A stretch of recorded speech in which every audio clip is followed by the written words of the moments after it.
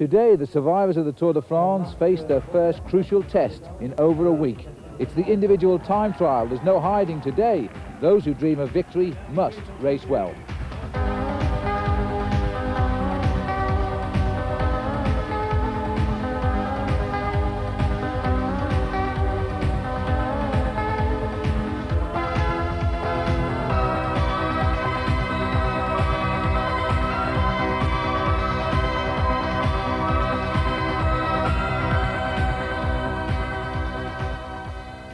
Hello again and welcome to the Tour de France. Well, this moment has been talked about now for more than a week. It's time trial day, the first big crucial test for all of the riders in the Tour de France. We've moved down now to the side of the Lac De Madine. The Tour has never been here before. We're a little way after Verdun, where we finished yesterday, and not quite as far down as Metz. Now, it's a great day out for the spectators, but you know it's a very nervous one for the riders. Those who want to win the Tour de France really must stay in contention today by putting up a good time. Now, when we left you last night, we told you that Alex Zülle had crashed over those final few kilometres to the finish, and in fact he lost over 2 minutes. But his team says he spent a good night. He will start the time trial today, but he's now looking for a lot more time than he thought in today's time trial. Overall, Johan Museeuw is still the leader of the Tour de France by 39 seconds ahead of Alvaro Mejia. Cipollini is third, Bjorn Ries is fourth, and Bruno Kengialta is fifth. But the men who we think might feature by the end of this Tour de France in Paris, these are the sort of time gaps that you now have to make up. Eric Breukink is looking for 2.5 minutes to take the race lead. Claudio Chiappucci even more, 3 minutes 6. Miguel Indurain, the big time trial, is 3 minutes 17 seconds off the lead at the moment. Gianni Bugno, and finally Alex Zülle, now 4 minutes and 11 seconds behind Johan Museeuw. Well, the one man who always excels in the time trial is the rider they call Big Mig. Miguel Indurain, the last 2 years, has won the Tour de France. He's won it by riding well and indeed winning the time trial stages. Here's Paul Schoen now to tell us about Miguel Indurain and his great time trialing ability.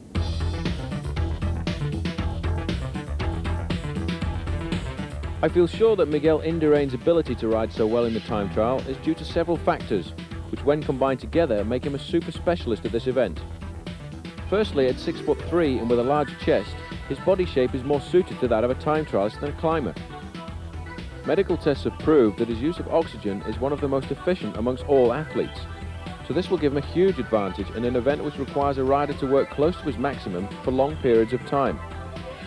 His superb aerodynamic position on the bicycle, sitting nicely back in the saddle, allows him to use his major assets, the ability to combine his strength and suppleness.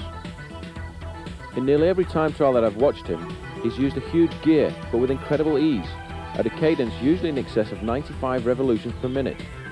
All of these talents combined make him probably one of the best time trialists the sport has ever known. So far you've lost an awful lot of time on some of the other riders in the race. Is that a big worry to you, or do you think you can make that time up quite easily? It's just like the other 2 years. There have been lots of attacks and breakaways in the first week. We also lost time in the team time trial, but there are still 2 very difficult weeks to go, and I hope to take back some of the time that I've already lost. And the route today, taking us around the regional park of the Lorraine area of France, is a right-handed circuit, which means that the strong winds blowing will hit them from every direction before they get back on the other side of the lake. And Robert Miller already back in quite early on today. His time, nothing to write home about, 1 hour, 22 minutes and 33 seconds, midway down the field of those who've already finished. And one man also starting and finishing early this morning was Tony Rominger. Remember, he lost a lot of time in the team time trial. Well, he's the best time so far, with 1 hour, 15 minutes and 32 seconds. So it looks as though he's beginning his climb back up the overall classification. And this is Miguel Indurain, who's starting, unusually for him, quite a way down the field today. And Alex Zülle has gone through ahead of him, and the order of fire at the moment at the 19-kilometre checkpoint is Tony Rominger's still got the best time there. Alex Zülle has gone through 47 seconds slower. Indurain yet to reach that checkpoint.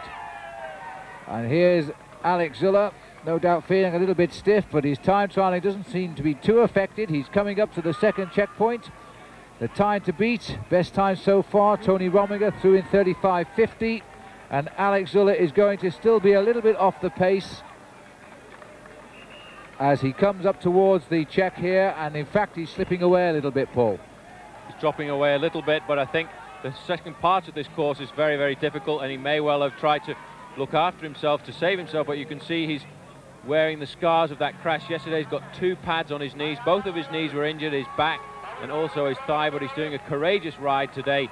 I really am amazed to see him riding in the Tour de France, but he will suffer over the next few days. The face of Alex Zülle as he tries to chase the midway time there of Tony Rominger, while we go back down the road now to see the powerhouse himself in full cry now, Miguel Indurain, into that beautifully streamlined position and looking to be tapping out the tempo as we await his time at 19 kilometres. And now the space age style helmet of Claudio Chiappucci as he leaves the start house. And conditions still damp as the crowd now sights Miguel Indurain on the undulations of this course, for the moment in the woods, but a lot of it is out on exposed roads.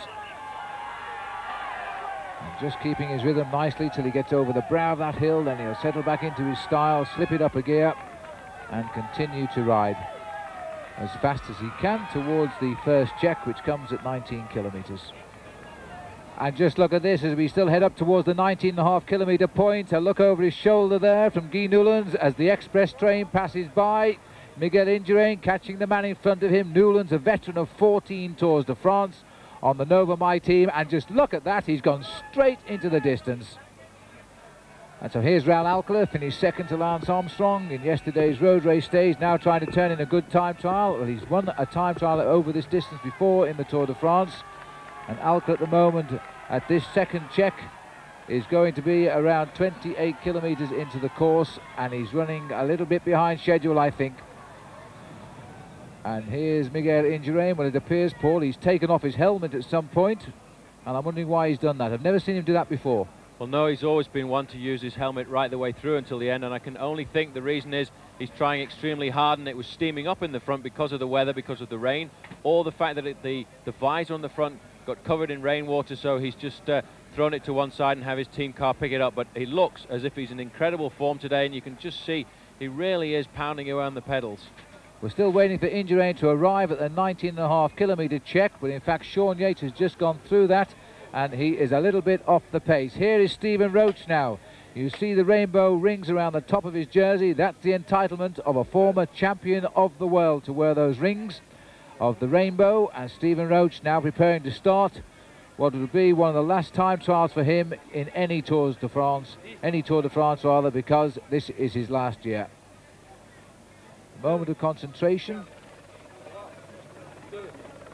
and the countdown, and away. Stephen Roach on his way in the time trial in this year's Tour de France. As he starts off, we'll take a break.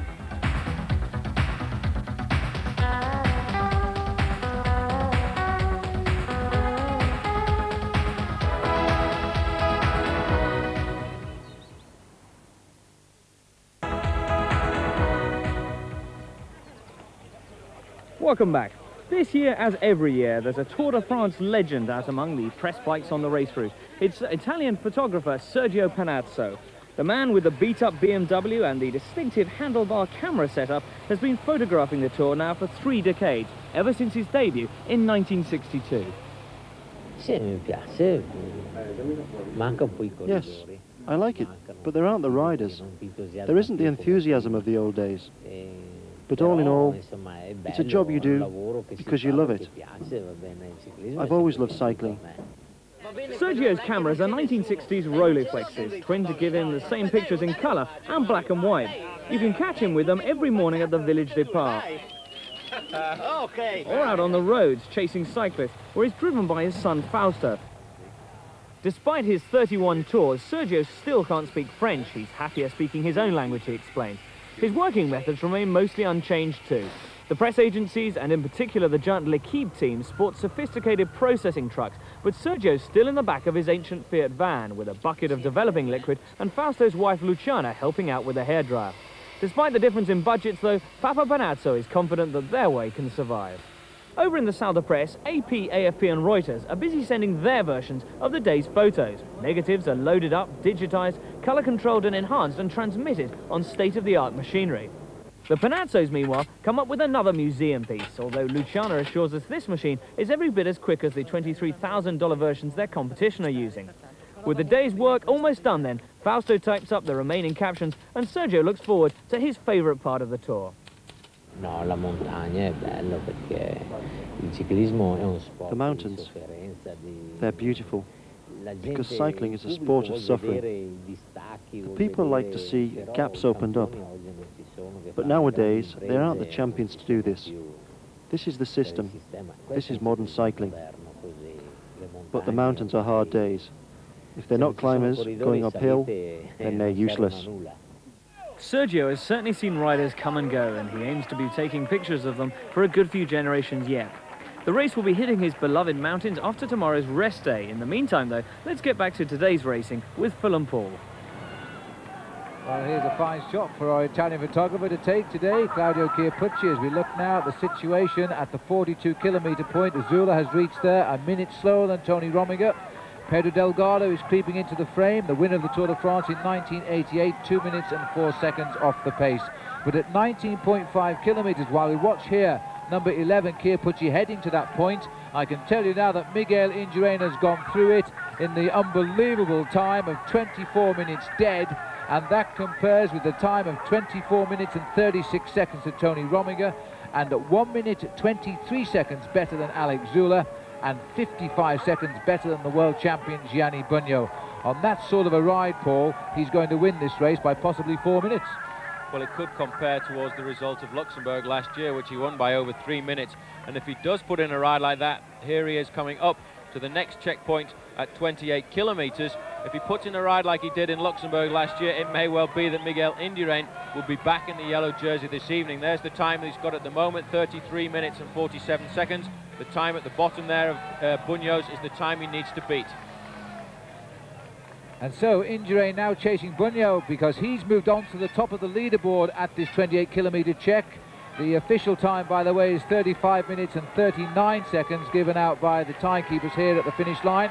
But 1 second isn't going to make much difference, I don't think, to Miguel Indurain. As he comes up towards the line now, he's going to register the best time without a shadow of a doubt. And watch for the line on the road now as he cuts through the crowd here. They've all spotted it's Big Mig driving at full speed up towards that line now, and it's going to be very quick indeed. 34 minutes 26 seconds, a minute 12 now better than the best time there so far. And now we're looking at Alex Zula. And Zula approaching the finish and running the time of Pedro Delgado will be the next time, so Zula will get second best at the moment. It's a very tricky approach to the line with sharp lefts and right bends, and Zula, I'm sure, has suffered a little bit because of that crash yesterday, both physically and mentally. And Zula now is going to be a little bit disappointed with this ride. It'll look good when he finishes, but there's still Miguel Indurain to come home, and his time out on the course is much, much quicker.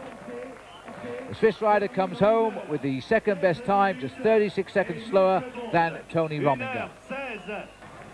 And now making his way up to the line at the 28-kilometre check is Claudio Chiappucci. Well, he said this morning he'd be happy to concede only 3 minutes to Miguel Indurain today. He felt that would be quite a manageable loss.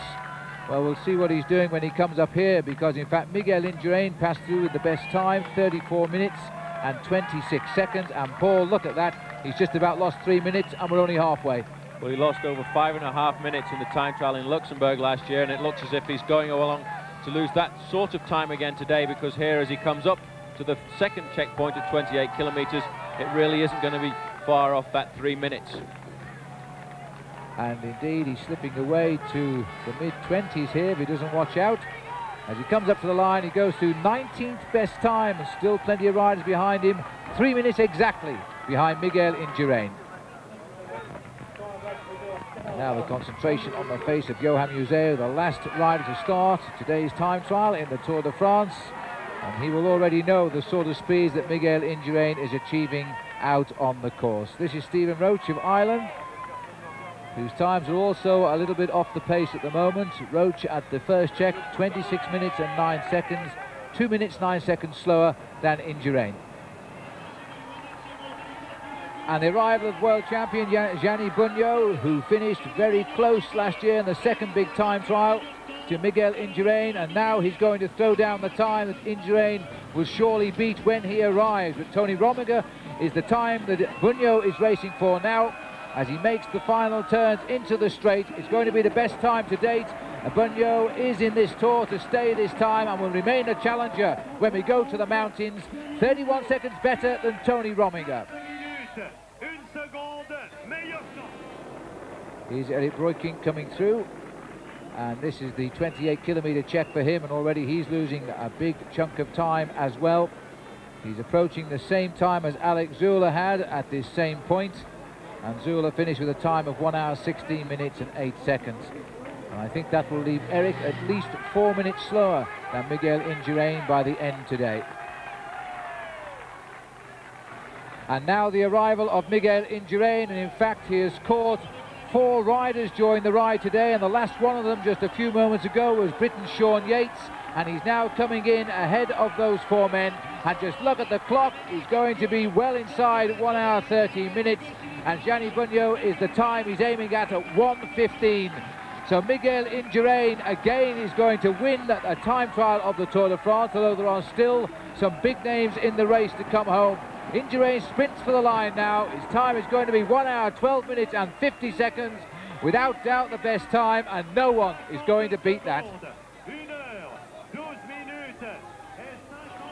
And this is the situation now as we look here at rider number 51 on the Onse team. Eric Breukink, Bunyo at 2 minutes 11 seconds, and Tony Rominger at 2 minutes 42 seconds. Alex Zula at 3 minutes 18.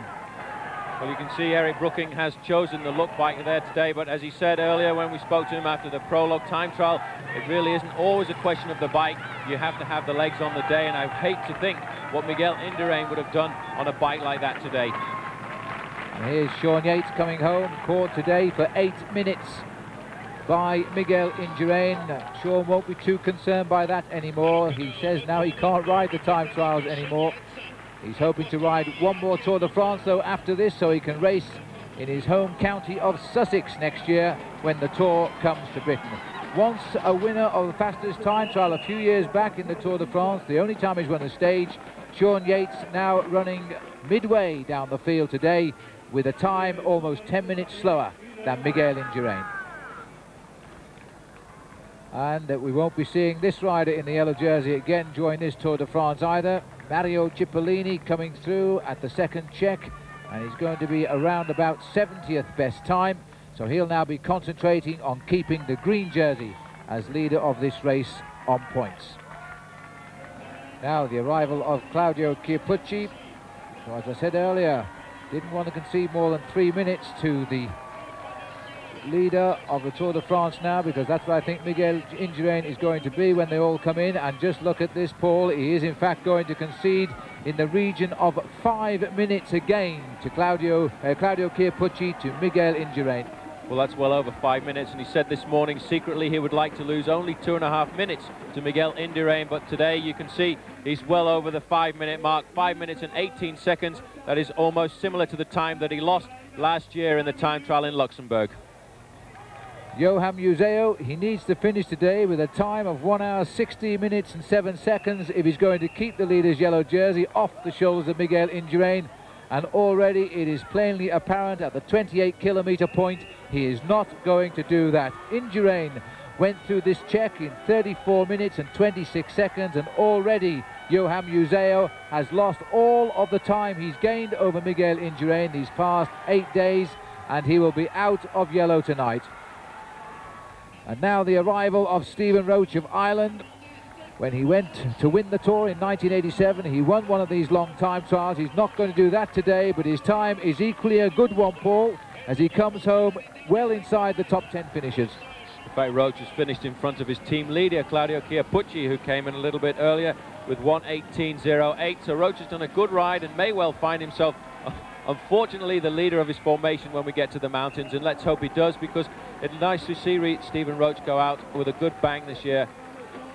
And this is Wilfred Nellison, who started today in 6th place in the Tour de France, but again, like the other sprinter, Mario Cipollini, he's now out of the hunt anymore for the yellow jersey this year's Tour de France. He's lost already 7 minutes on Miguel Indurain, and it'll be a lot more than that by the time he gets to the finish as well.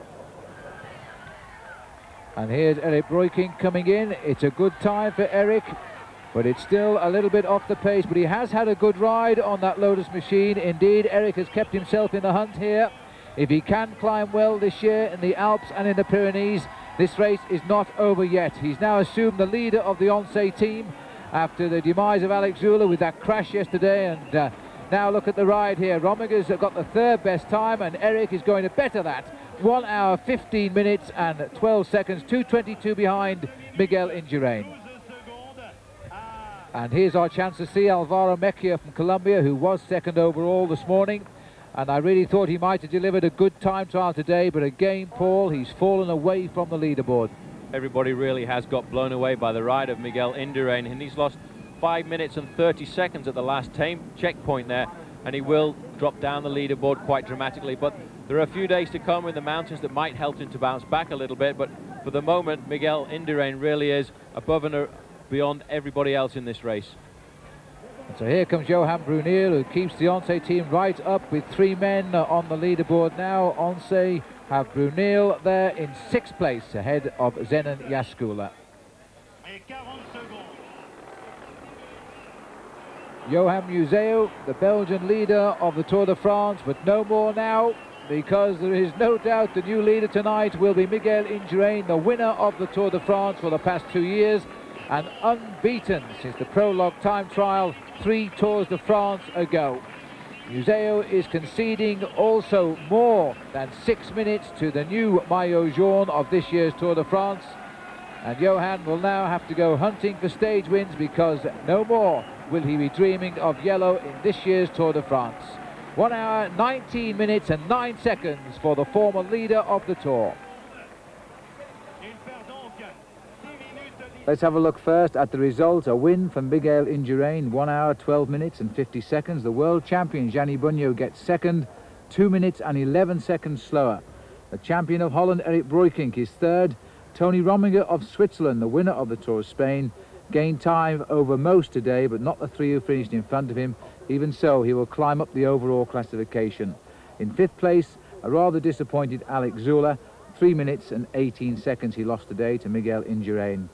Where else would you find Miguel Indurain at the end of a time trial? Well, on the winner's podium, of course, and I'm not surprised he looks happy.